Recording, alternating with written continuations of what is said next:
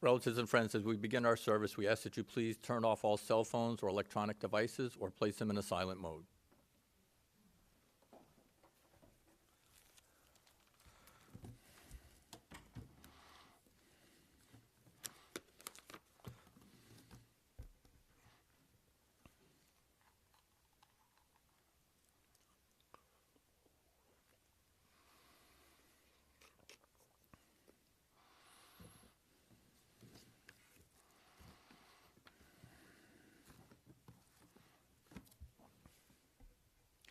Ma'ayan HaChayim, wellspring of life.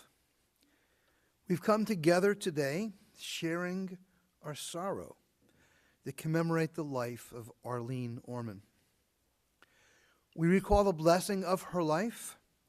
We thank God for all that was good and true in her life and for the precious memories which shall endure. Eternal God, your children are bowed in grief and seek light to dispel the dark gloom that threatens to overwhelm them. Be gracious to those who mourn, for they are in distress. Bless them with your compassion. Ease their burden of sorrow. Send them light and peace, for it is written, "Fear not, as I am with you. Be not dismayed, for I am your God. I will strengthen you. I will help you.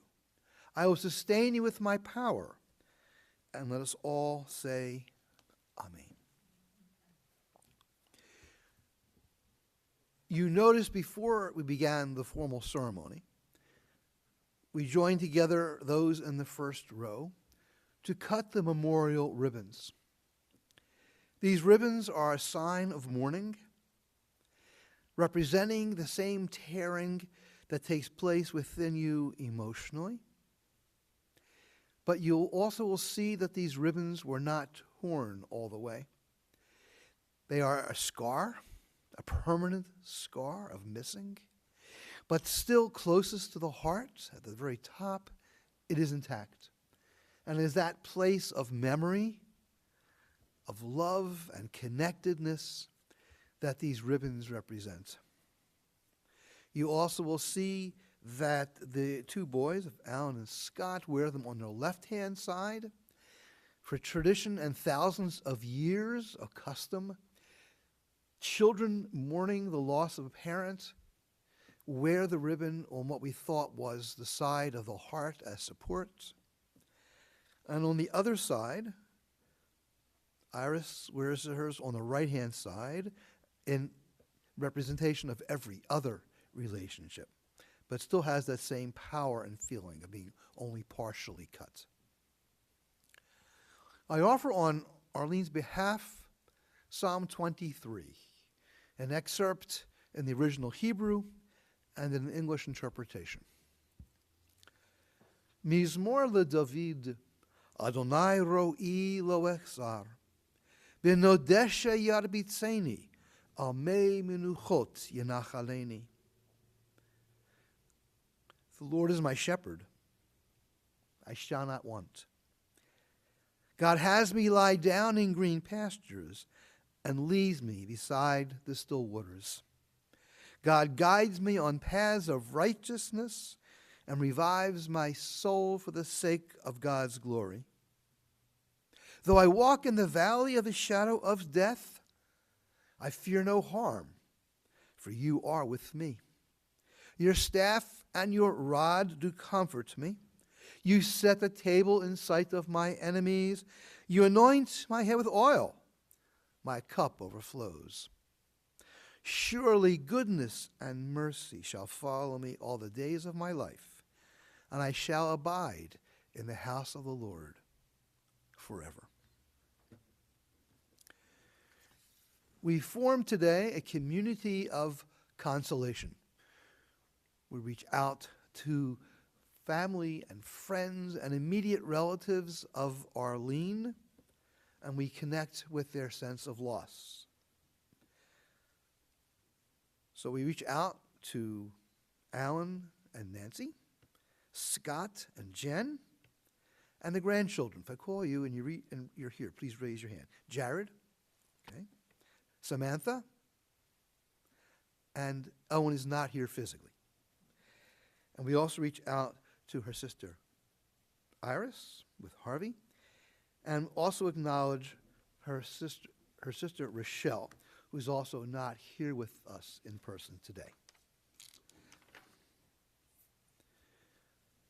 I have a favorite funereal statement, a reading from thousands of years ago that echoes the eons. I share it with virtually every funeral members of my congregation, indeed my own family. These are words from thousands of years ago written by Ben Sirach, who understood the reality of life and death, conclusion and closure.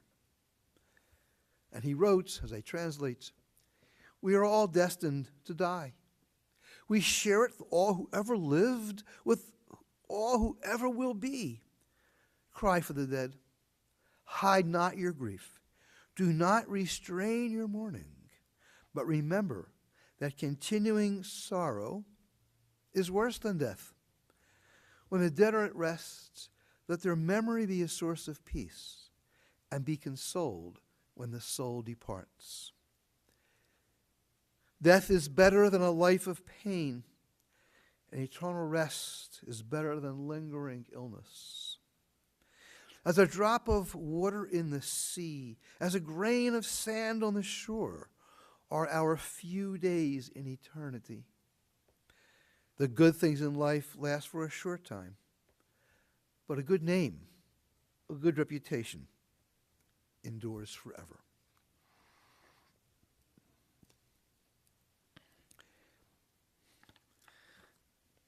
After speaking with Alan and Scott on a conference call, hearing so much personal information and feelings about Arlene, I've chosen a text to share with you as well. This text is known as Eshet Chayil, a woman of valor, from the book of Proverbs. I offer a selection in English for you. A woman of valor, who can find? She is more precious than fine pearls. Her family trusts in her, and so they lack nothing. She does them good, never harm, all the days of her life. She perceives that her labor is rewarding. Her candle burns on into the night. She reaches out to those in need and extends her hands to the poor. She is clothed in strength and dignity, and she faces the future cheerfully. She speaks with wisdom. The law of kindness is on her lips. Her family rises up and bless her and sing her praises. Many daughters have done valiantly, but you excel them all.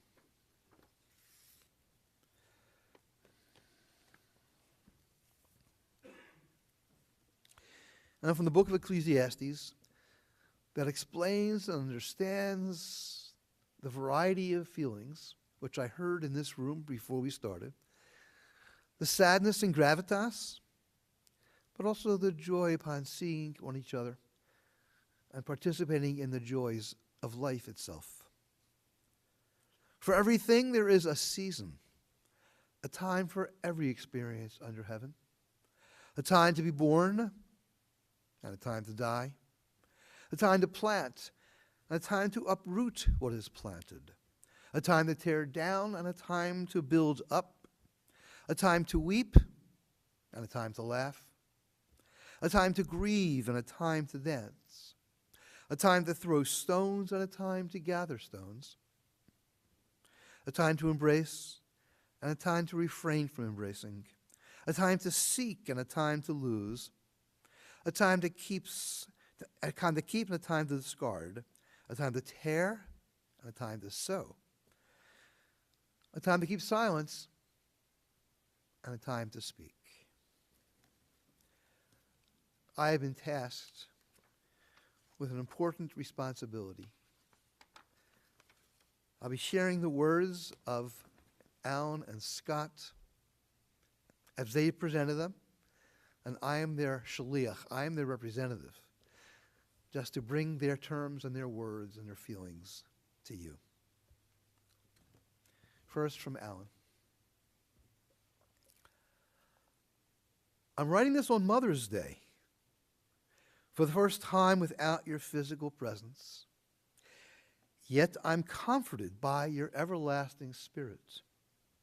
Your presence throughout my life has left an indelible understanding of what it means to be selfless, kind-hearted, and supportive of your loved ones and friends. You were a mainstay of support, always there for Dad during your beautiful, one-of-a-kind relationship, spanning 60 years of dedication to each other. You showed us how to love, care, and nurture unconditionally. You could never do enough for your children and grandchildren. You were always striving to provide more when you already offered plenty in your absence. In your absence, I promise to give that same level of devotion, care, and support to Nancy, Jared, Sammy, Scott, Jen, and Owen. I sometimes wondered if you ever desired to have a third child for the chance of a daughter. It did not matter, as I saw the way you spoke and treated your daughter-in-law, never daring to call her that, instead introducing Nancy to everyone as my daughter. After dozens of phone calls and text messages the past few days, it has never been more clear how many lives you have touched, made brighter, and were willing to help. Your kindness had no boundaries, and it was not surprising to hear the countless lasting impressions you made on so many people throughout your life. Mom, you are one in a million. I will miss you beyond any expression of words, and I feel this statement is far too inefficient to express how truly special a person and mom you are. I'm proud to be your son, even prouder to call you Mom. I love you forever, Alan.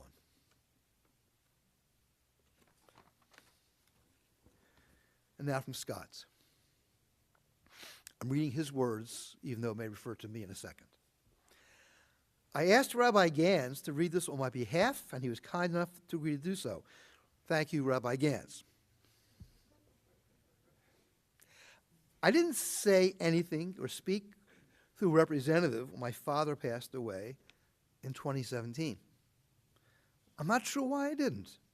But since that time, unfortunately, I've attended funerals and have always been moved when hearing about how each of those lost was loved and had such a positive impact on those around them.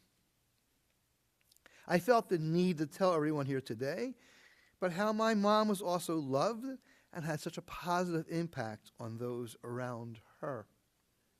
I just didn't think I'd be able to get through it without some help.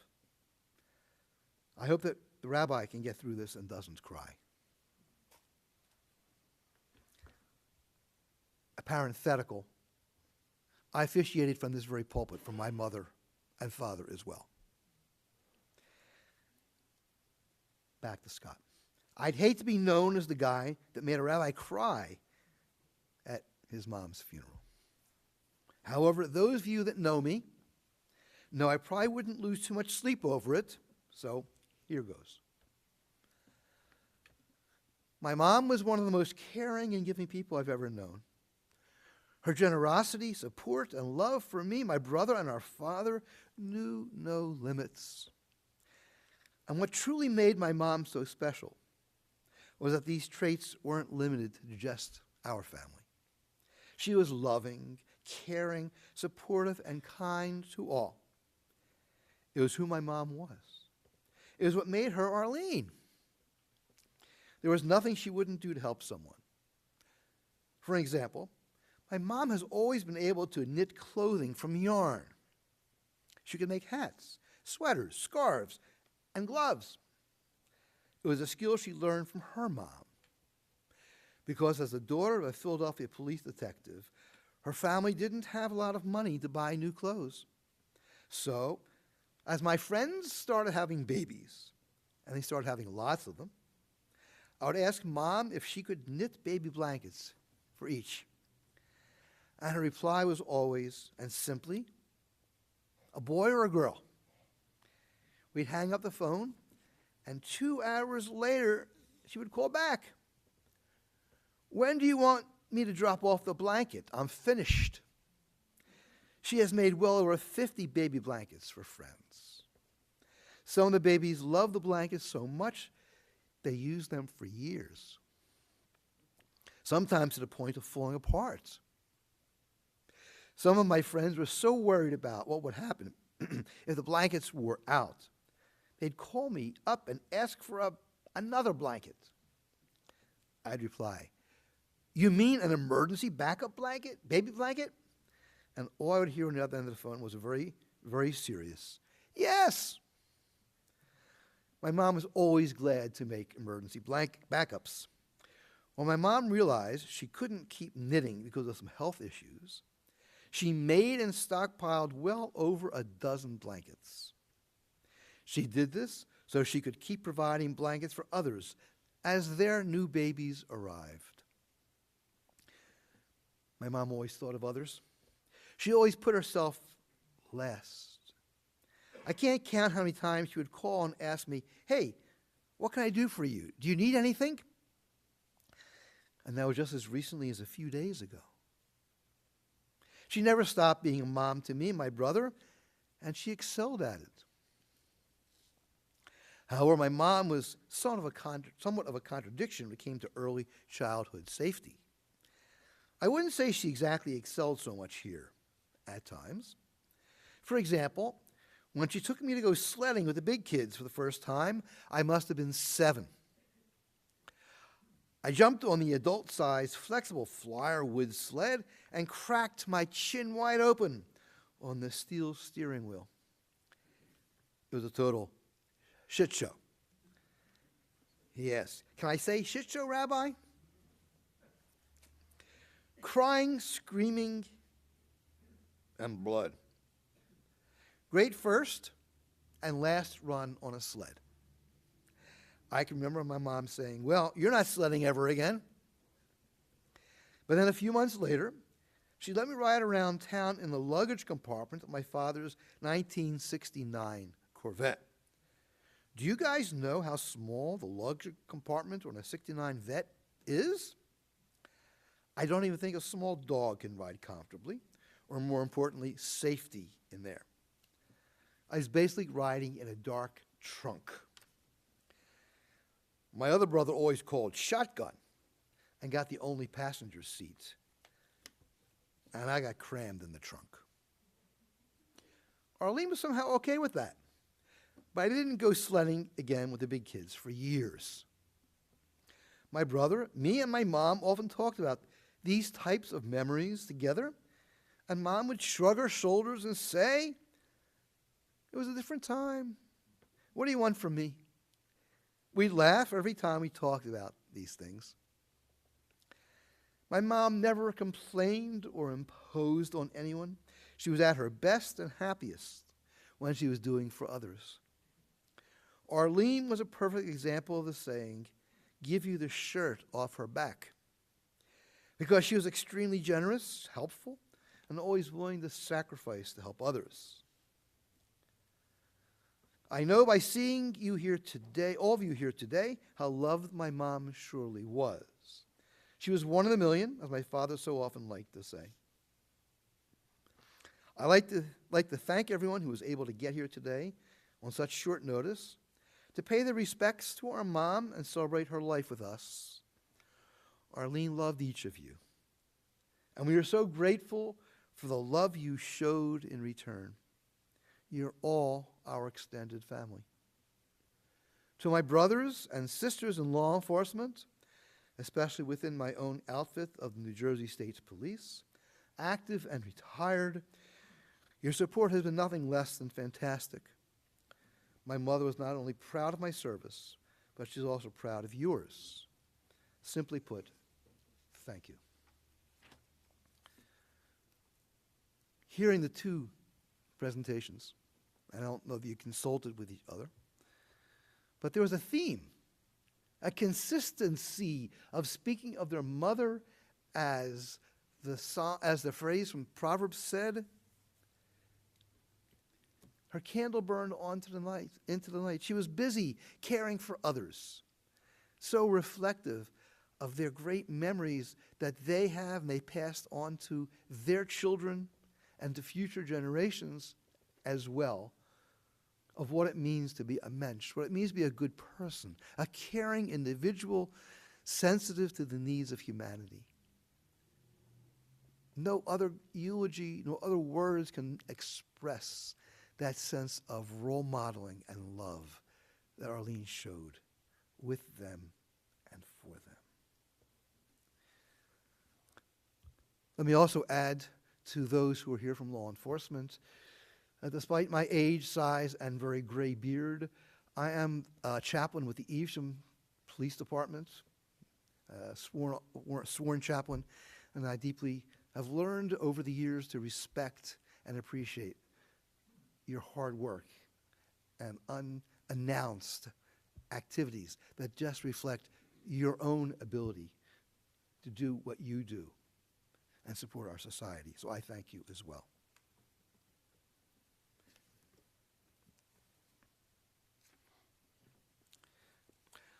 I just want to add that Arlene was predeceased by her father, Julius, her mother, Dorothy, and of course her husband, Joseph. And they will be returned side by side at the ceremony at the cemetery, the Crescent Memorial Park, where they will remain alongside each other into eternity. I'm now going to recite a prayer. El Malei Rachamim, God the Compassionate One. I ask everyone who is comfortable to kindly stand.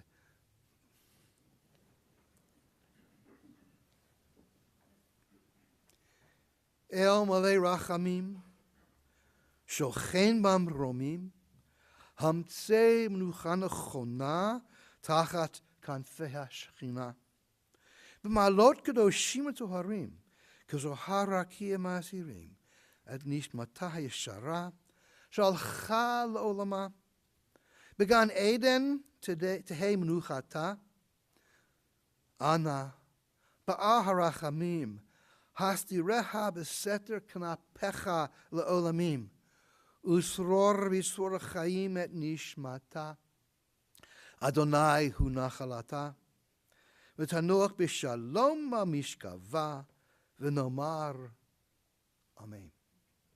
O God, exalted and full of compassion, grant perfect peace in your sheltering presence among the holy and pure to the soul of Arlene Orman, who has gone to her eternal home. Master of mercy, we beseech you, remember all the worthy and righteous deeds that she performed in the land of the living. May her soul be bound up in the bond of life. The Lord is her portion. May she rest in the tranquility of shalom, of peace. And let us all say, Amen. You may be seated. As I mentioned, her interment will take place at the Crescent Memorial Park. After that ceremony, family, friends, and colleagues are welcome to return to her home at 4 Derby Court in Medford. And any potential memorial donations are also requested, please, to the St. Jude's Research Hospital for Children. Thank you.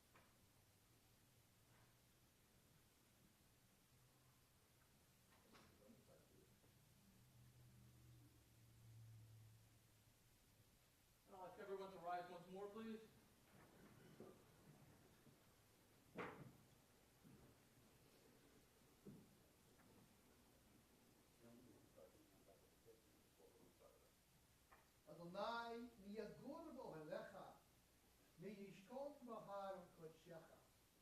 Olech tamim b'poel tzedek, v'dover emet lavavo, lo regal al lishono, lo asal re'ehu ra'ah, v'cherpa lo nasa akrovo, nivzeh be'einav nim'atz, ve'yirei Adonai yichavedu, nishpar lo ha'ram lo yamir, kaspor lo